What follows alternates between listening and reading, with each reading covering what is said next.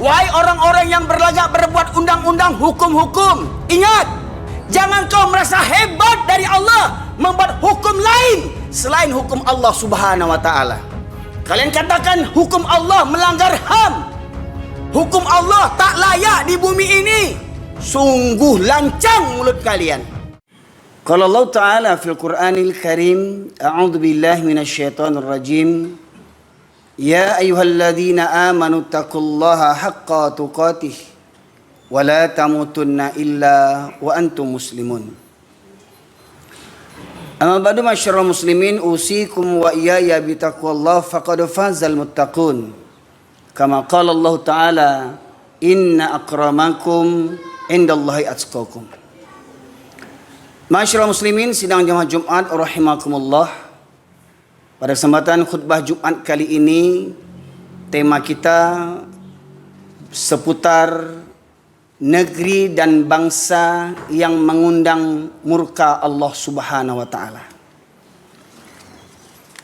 Di awal penciptaan manusia, bahkan ketika Allah mengkhabarkan kepada penduduk syurga, kepada para malaikat, bahwa sesungguhnya Allah akan menciptakan khalifah di muka bumi sebagai pemimpin, wakil walinya Allah di muka bumi ini untuk mengatur alam semesta ini berupa manusia. Di awal-awal itu malaikat menyanggah, kenapa engkau ciptakan manusia yang suka berkeluh kesah, yang suka menumpahkan darah, dan manusia yang punya watak-watak buruk yang lainnya. Namun kata Allah, inni a'lamu ma la ta'lamun. Aku lebih mengetahui dari apa yang tidak kamu ketahui. Manusia adalah makhluk yang istimewa. Bahkan manusia merupakan makhluk yang paling mulia di antara makhluk yang Allah ciptakan. Bahkan lebih mulia dibandingkan para malaikat. Hingga Nabi Adam alaihissalam disuruh Allah untuk mengajarkan kepada para malaikat. Maknanya, Nabi Adam alaihissalam ketika itu menjadi guru bagi para malaikat. Namun sebalik itu pula manusia bisa pula lebih hina dibandingkan iblis, bahkan lebih hina daripada iblis atau lebih hina daripada binatang. Laqad khalaqnakum fi ahsani taqwim thumma radadnahu asfala safilin. Sungguh telah kami ciptakan manusia dengan sebaik-baik bentuk, kemudian kami tempatkan manusia di tempat yang serendah-rendahnya. Bahkan manusia bisa lebih rendah daripada iblis dan binatang sekalipun. Maka masyarakat muslimin, dua kunci manusia akan mulia di mata Allah Subhanahu wa taala. Dan dengan tiadanya kunci ini, maka manusia akan menjadi hina dan sehina-hinanya dibandingkan makhluk yang paling hina. Allah berfirman dalam surat Al-A'raf, surat yang ke-7 ayat 96, Allah berfirman, a'udzubillahi minasyaitonir rajim. Walau anna ahlal qura amanu wattaqau lafatahna 'alaihim barakati minas sama'i wal ard walakin kadzdzabu fa akhadnahum bima kanu yaksibun. Kalau sekiranya penduduk negeri-negeri beriman dan bertakwa, maka akan kami bukakan pintu berkah dari langit dan bumi. Maka masyarakat muslimin, kunci keberkahan bumi ini, bahkan kunci keberkahan usia kita, kunci keberkahan hidup kita, kunci keberkahan pekerjaan kita, harta kita, semua itu kuncinya adalah iman dan takwa. Ya. Kalaulah kita beriman dan bertakwa, maka nikmat yang kita rasakan hari ini itu adalah nikmat yang sesungguhnya, nikmat yang sebagian kecil yang baru Allah berikan kepada kita sebelum nikmat yang terbesar di surganya Allah Subhanahu wa taala. Tetapi kata Allah, walakin kadzdzabu, tetapi penduduk negeri-negeri ini mendustakan ayat-ayatku. Hari ini kita melihat peristiwa bencana silih berganti dengan berbagai macam bentuk. Longsor, gempa bumi, gunung Merapi, musibah yang lainnya, pembunuhan merajalela, perampokan, ya. Semua terjadi di zaman kita. Karena apa? Karena di hari ini, di zaman kita ini, dosa-dosa kaum Nabi terdahulu berkumpul di zaman kita hari ini. Awal mula Nabi Nuh alaihissalam mendakwahkan kaumnya agar menyembah Allah semata. Padahal ketika itu kaumnya menyembah berhala yang berupa patung-patung orang-orang soleh. Ingat, awalnya berhala itu adalah patung-patung orang soleh. Ya, ketika kaum Nabi Nuh alaihissalam setelah generasi Nabi Adam alaihissalam, ya, putuslah dakwah.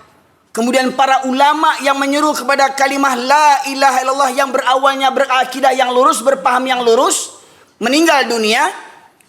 Maka iblis berubah wujud, menjerumuskan manusia. Iblis mengatakan, tidakkah kalian rindu akan guru-guru kalian? Tidakkah kalian akan rindu ulama-ulama yang mengajarkan kalian kebenaran, yang mengajarkan kalian Islam, walaupun dulu namanya bukan Islam, tetapi ingat, semua misi dakwah para nabi adalah Islam, rahmatan lil alamin. Lantas kaum Nabi Nuh mengatakan, bagaimana kami ingin mengenang jasa guru-guru kami, ulama-ulama kami, syekh-syekh kami, wali-wali kami. Maka kata iblis, buatlah patungnya untuk mengenang jasa guru-guru kalian, untuk mengenang jasa syekh-syekh kalian, untuk mengenang jasa wali-wali kalian. Maka akhirnya iblis pun yang pertama membuat patung. Diperbanyak oleh kaum Nabi Nuh. Di generasi 1, kedua, dan ketiga, di awal itu berhala itu tidak disembah. Namun setelah terputusnya generasi 1, 2, 3 dan seterusnya, sampailah generasi yang berikutnya. Akhirnya generasi yang terputus ilmunya dengan generasi yang awal, akhirnya mereka menyembah patung-patung orang-orang soleh yang mereka anggap bisa mendatangkan rezeki. Dengan memajang foto ini, dengan memajang patung ini dapat mendatangkan rezeki.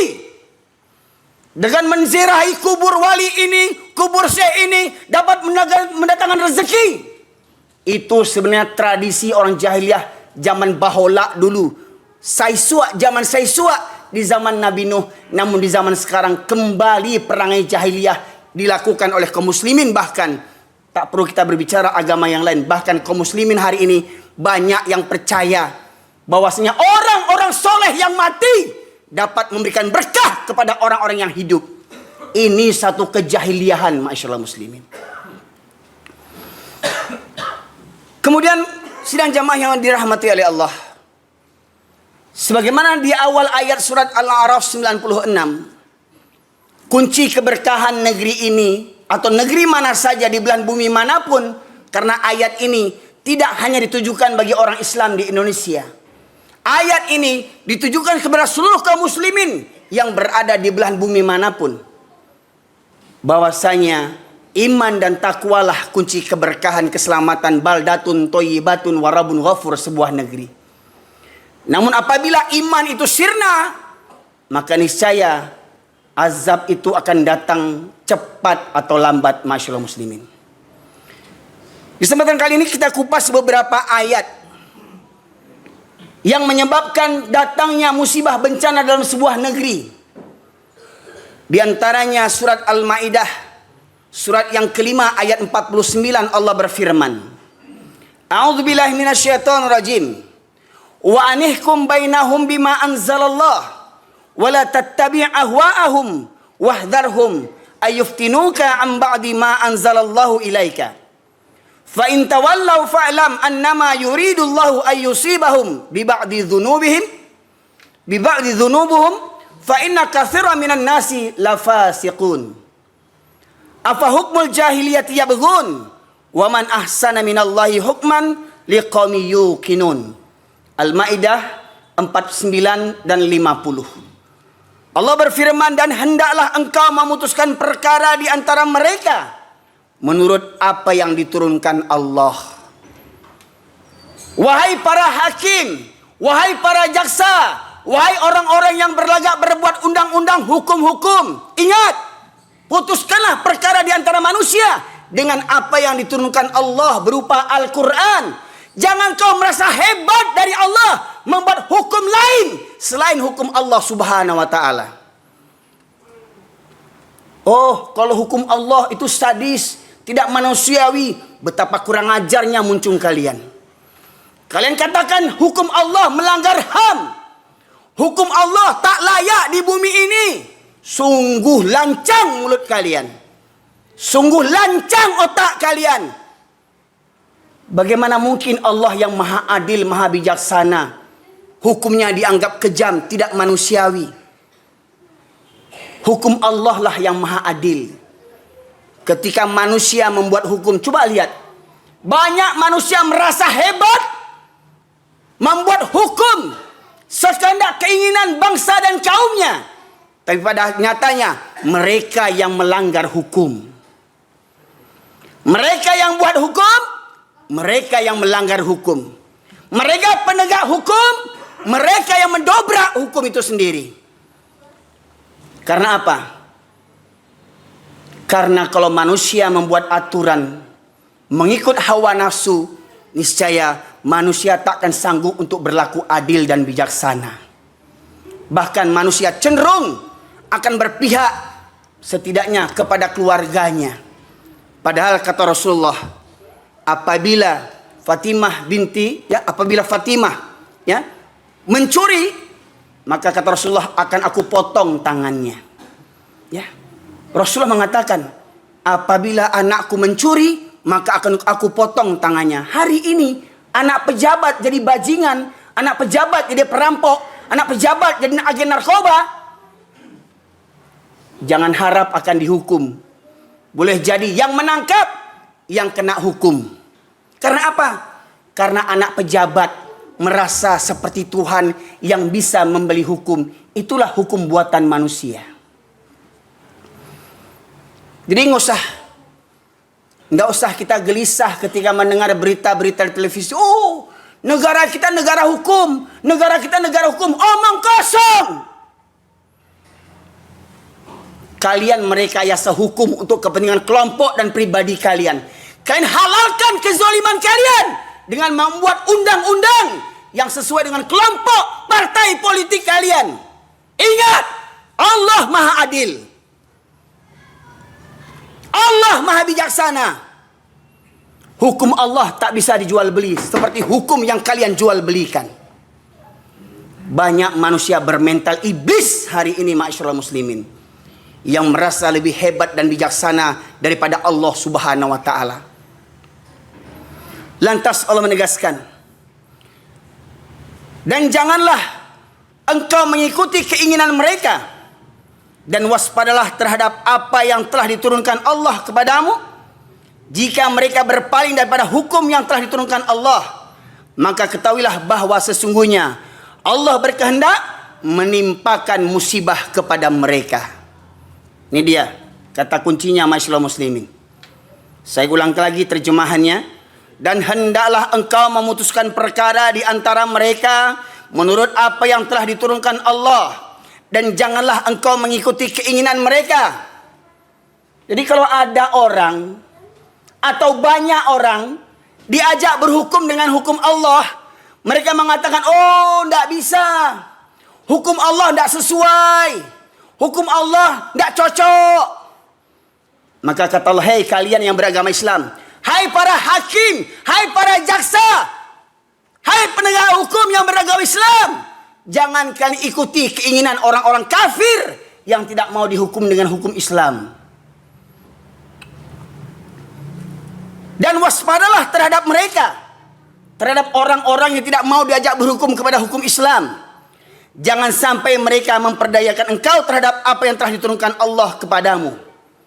Jika mereka berpaling daripada hukum yang telah diturunkan Allah, maka ketahuilah bahwa sesungguhnya Allah berkehendak menimpakan musibah kepada mereka disebabkan dosa-dosa mereka, dan sungguh kebanyakan manusia adalah orang-orang yang fasik. Kita mengaku Al-Quran pedoman hidup, Al-Quran sumber hukum, tapi yang kita pakai Al-Quran cuma apa? Hukum solat, hukum puasa, hukum zakat, hukum haji, hukum umroh. Pertanyaannya, hukum yang mencuri ada tidak pakai hukum Al-Quran? Hukum yang berzina Anda tidak dipakai dalam hukum Al-Quran. Kita hanya memakai hukum Al-Quran hanya untuk ibadah ritual rutinitas kita. Ya. Kemudian dalam ayat berikutnya Allah menegaskan, hukum selain hukum Allah, apa kata Allah? Apakah hukum jahiliyah yang mereka kehendaki? Hukum siapakah yang lebih baik daripada hukum Allah? Bagi orang-orang yang meyakini agamanya.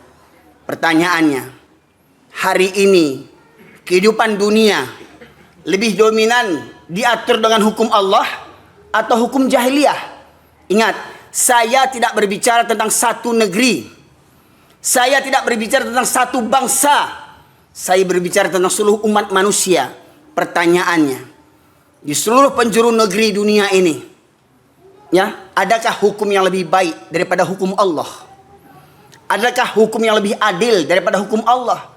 Dan pertanyaannya, di negeri-negeri yang banyak penduduknya beragama Islam, hukum apa yang mereka pakai? Kalau mereka tidak memakai hukum Allah, sementara mereka kaum yang mayoritas, maka ketahuilah, cepat atau lambat negeri itu akan dibenamkan oleh Allah Subhanahu wa taala. Dalil yang pertama, masyaallah muslimin. Kemudian dalam ayat berikutnya, surat Al-Baqarah 278 279 Allah berfirman, ya ayyuhalladzina amanu taqullaha wa dharu ma baqiya minar riba in kuntum mu'minin. Fa illam taf'alu fa'zanu biharbin minallah wa rasulih wa in tubtum falakum ru'usu amwalikum la tazlimuna wa la tuzlamun. Wahai orang-orang yang beriman, bertakwalah kepada Allah. Awal ayat, wahai orang-orang yang beriman, bertakwalah kepada Allah. Apa kata Allah dalam surah Al-A'raf tadi? Walau anna ahlal qura amanu wattaqau. Kalau penduduk negeri beriman dan bertakwa, apa perintah Allah? Surah Al-Baqarah 278. Wahai orang-orang yang beriman, bertakwalah kepada Allah dan tinggalkanlah sisa riba jika kamu orang yang beriman. Tinggalkan sisa riba yang dulu kita tidak tahu hukum riba. Minjam pakai uang berbunga, beli kredit ada denda, ditarik lagi barang kita. Itu semua hukum riba, transaksi riba. Maka kata Allah, tinggalkanlah sisa riba. Kalau dulu kita melakukan riba, kemudian kita tidak tahu, dan setelah kita tahu, tinggalkan perbuatan riba itu. Lantas apa kata Allah dalam ayat berikutnya, Al-Baqarah 279. Jika kamu tidak melaksanakannya, maka umumkanlah perang dari Allah dan Rasulnya. Jadi pelaku riba, negara yang dibangun dengan hutang riba, maka kata Allah, Allah dan Rasul yang akan memeranginya. Jangan bangga negeri maju karena riba. Bangun ini pakai hutang riba, pinjam ke IMF, pinjam sama orang kafir, pakai bunga. Coba, berapa banyak negeri-negeri yang berpenduduk Islam hutang-hutang riba untuk membangun negeri, katanya demi kemajuan. Omong kosong. Negeri yang hidup karena riba, negeri yang banyak transaksi riba. Bahkan hari ini riba merajalela di rumah-rumah kita, di setiap tangan kita. Kita bisa tergoda kalau tak punya iman. Hutang riba, boleh pinjam 60 juta. Mudah, gampang. Akhirnya apa? Terpancing hutang riba, ujung-ujungnya gantung diri. Bayangkan. Ada enggak sebuah negeri yang katanya maju, tetapi dibangun dari hasil hutang riba? Kalau ada negeri, yang negeri itu banyak hutang ribanya, maka Allah dan Rasul yang akan memerangi negeri itu. Cepat atau lambat musnah negeri itu. Percayakah para jamaah atau tidak? Ingat, ini bukan cerita hoak. Ini bukan cerita politik. Ini tidak ada rekayasa. Ini murni firman dari Allah Subhanahu wa taala. Kalau sudah negeri itu banyak transaksi riba, dahsyatnya Allah dan Rasul yang memeranginya. Pertanyaannya, siapa yang bisa melawan tentara Allah Subhanahu wa taala? Kalau tentara Yahudi mungkin bisa kita lawan. Tentara Belanda mungkin bisa kita lawan. Tentara Cina, Amerika mungkin bisa kita lawan. Tetapi tentara Allah cukup satu saja. Pernah dengar kisah seorang raja yang mati karena seekor lalat? Raja Namrud yang merasa dirinya Tuhan, mati hanya karena seekor lalat tentara Allah Subhanahu wa taala. Dan ingat, gunung itu tentara Allah. Air tentara Allah. Sungai, laut, awan, matahari, petir, bumi, semuanya tentara Allah. Dan ingat, kita sudah menyaksikan banyak tentara Allah yang murka ke dalam negeri kita ini, ma'asyiral muslimin. Kemudian dalam ayat berikutnya yang terakhir, ma'asyiral muslimin, dalam surat Al-Isra, surat yang ke-17 ayat 16, Allah berfirman, "Wa idza aradna an nuhlika qaryatan amarna mutrafiha fafasaku fiha fahaqqa 'alaiha al-qawlu fadammarnaha tadmira." Dan jika kami hendak membinasakan suatu negeri, maka kami perintahkan kepada orang yang hidup mewah di negeri itu agar mereka mentaati Allah. Tetapi bila mereka melakukan kedurhakaan di dalam negeri itu, maka sepantasnya lah berlaku terhadap mereka perkataan hukuman kami, kemudian kami binasakan negeri mereka sama sekali.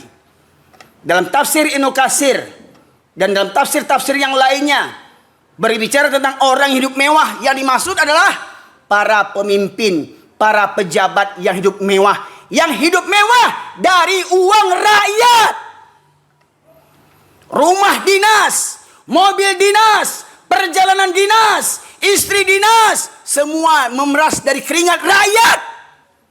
Tetapi mereka pakai untuk berfoya-foya. Mereka ingin jalan tak terhalangi, pakai polisi, pakai pengawal, supaya tidak ada yang menghambat jalannya. Sombong. Kau hidup dari uang rakyat. Kau menumpang dari darah-darah rakyat. Berlaku sombong. Pemimpin, pejabat. Dan ingat, jangan baper. Saya tidak menyebut satu negara. Ini perangai bangsa-bangsa yang sombong yang akan dibenamkan oleh Allah cepat atau lambat. Pertanyaannya, adakah kita mengambil pelajaran daripada ayat-ayat Qur'aniyah dan ayat-ayat kauniyah yang kita saksikan? Jangan kebanyakan nonton film sinetron.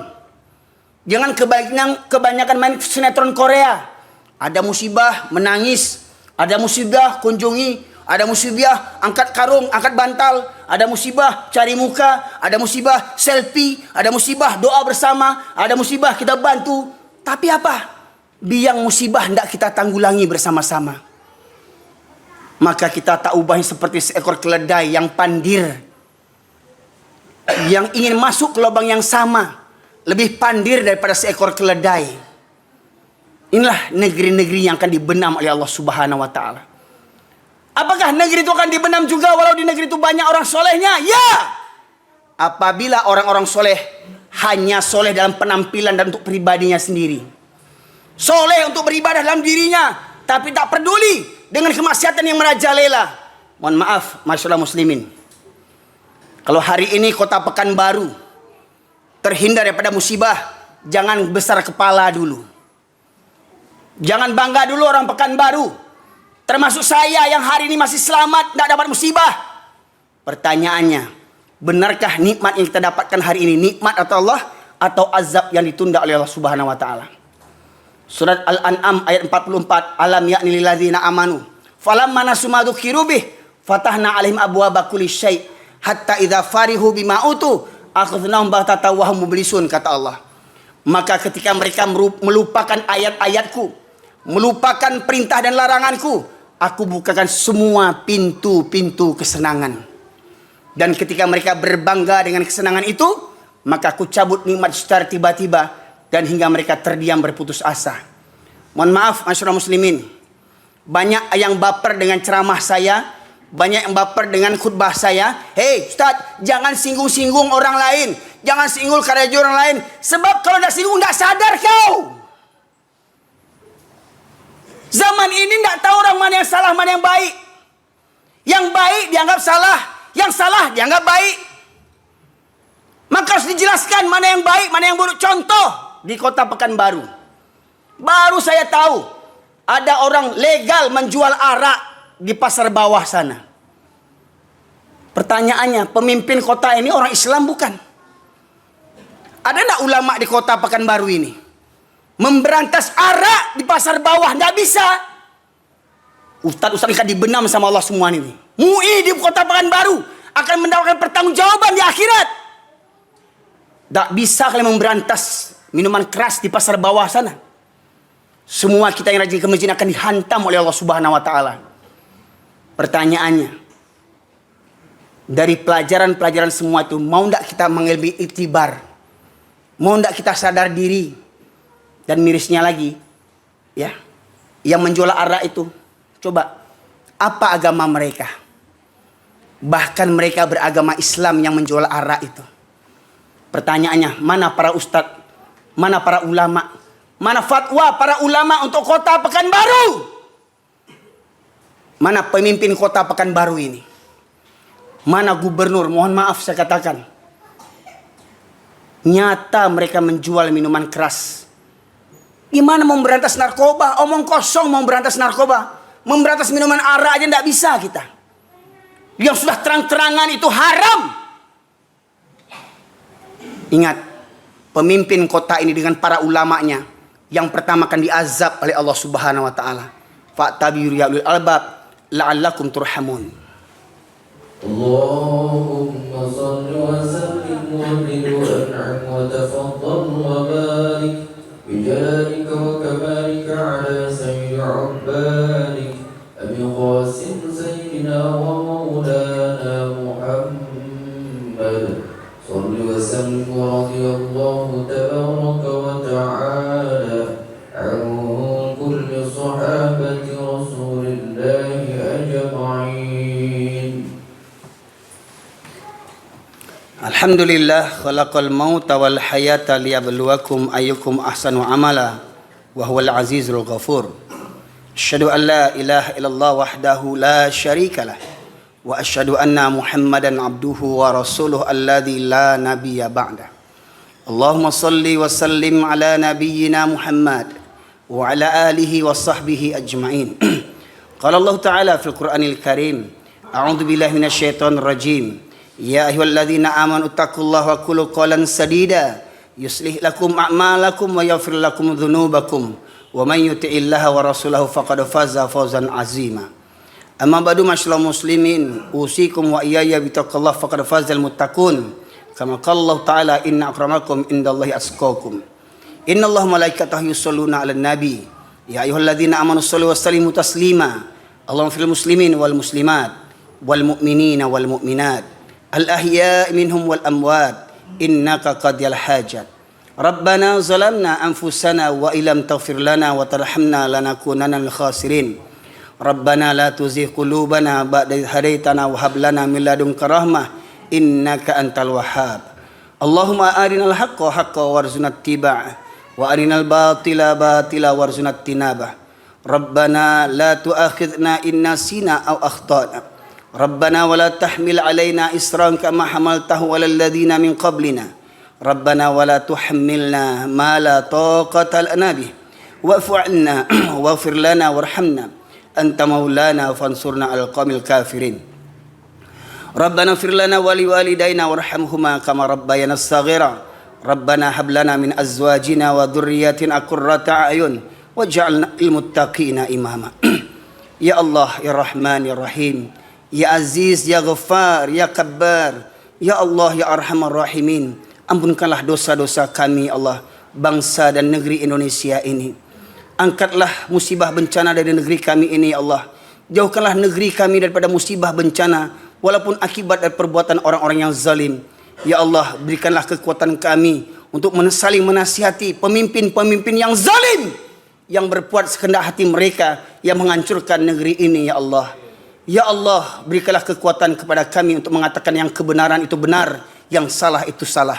Ya Allah, hanya kepada Engkau lah kami takut, hanya kepadamu lah kami bertawakal, hanya kepadamu lah kami bergantung ya Allah, hanya kepadamu lah kami gantungkan hidup kami ya Allah. Inna salati wa nusuki wa mahyaya wa mamati lillahi rabbil alamin. Hanya kepadamu lah hidup mati kami sumbangkan ya Allah, tidak untuk kezaliman ya Rahman ya Rahim. Selamatkan negeri kami ini. Ampunkan dosa kami, ampunkan dosa pemimpin kami. Berikanlah pintu taubat-Mu kepada kami, berikanlah pintu hidayah-Mu kepada kami ya Allah. Namun apabila orang-orang yang zalim tetap berlaku angkuh ya Allah, musnahkan mereka ya Allah, hancurkan mereka ya Allah di dunia dan di akhirat, agar mereka tidak memberikan bencana, kehancuran bagi orang-orang yang tidak berbuat dosa. Rabbana atina fid dunya hasanah wa fil akhirati hasanah wa qina adzabannar. Subhana rabbika rabbil izzati amma yasifun. Wassalamun alal mursalin. Walhamdulillahirabbil alamin. Aqimissalah.